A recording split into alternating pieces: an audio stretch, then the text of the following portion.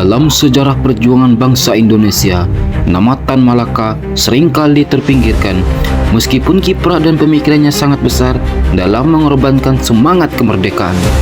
Bukan hanya seorang revolusioner, tetapi juga pemikir, penulis, dan tokoh politik yang berani menantang penjajahan Belanda maupun segala bentuk penindasan termasuk terhadap bangsanya sendiri. Tan Malaka dikenal sebagai Bapak Republik Indonesia oleh sebagian sejarawan karena gagasannya tentang negara Indonesia. Mereka sudah ia lontarkan jauh sebelum proklamasi 1945.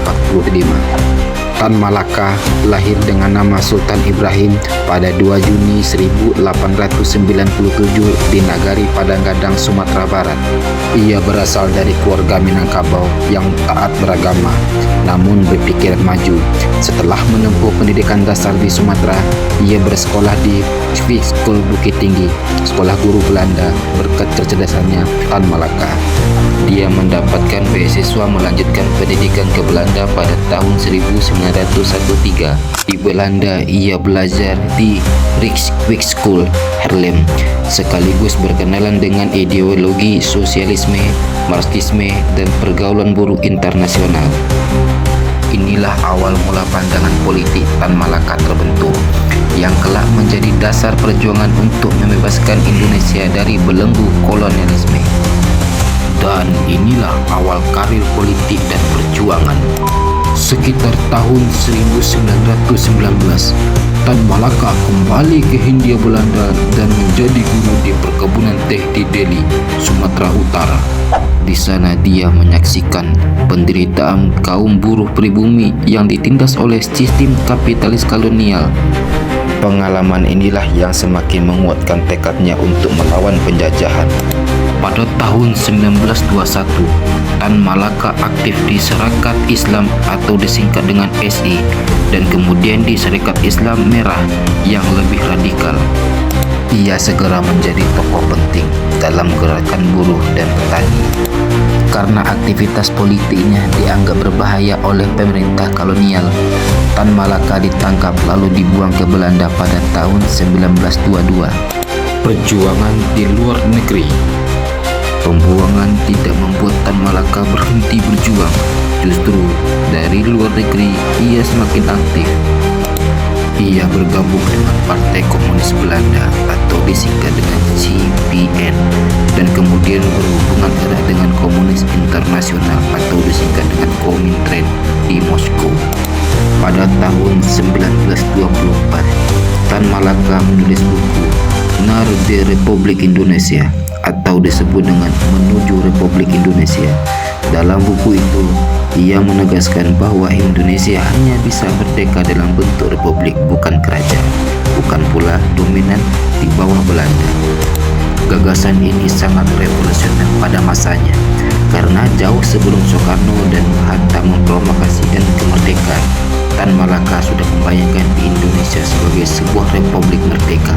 Selama hampir 2 dekade, 1922 sampai dengan 1942, Tan Malaka hidup dalam pengasingan di berbagai negara: Belanda, Jerman, Rusia, Tiongkok, Filipina, hingga Burma. Ia menggunakan nama samaran berbeda-beda untuk menghindari intel kolonial. Meski hidup penuh pelarian, ia terus menulis, mengajar, dan mengorganisir kaum buruh serta pergerakan anti-kolonial. Pada masa pendudukan Jepang 1942 sampai dengan 1945, Tan Malaka kembali ke Indonesia secara diam-diam.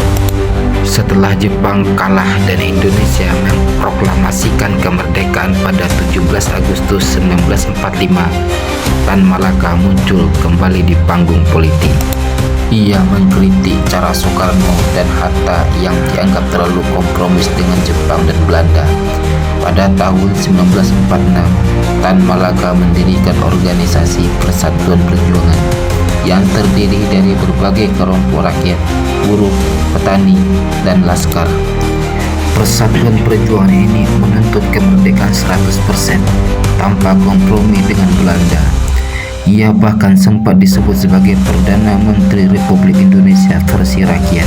ketika Soekarno sempat ditawan oleh Belanda. Namun, pengaruh politiknya membuat ia sanggup berbahaya oleh pemerintah Republik yang sedang bernegosiasi dengan Belanda.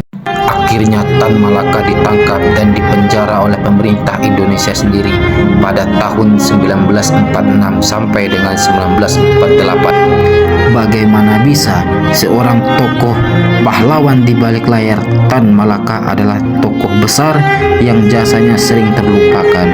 Ia berjuang tanpa pamrih, berpindah dari satu negara ke negara lain, hidup dalam pelarian, bahkan akhirnya mati ditembak oleh bangsanya sendiri.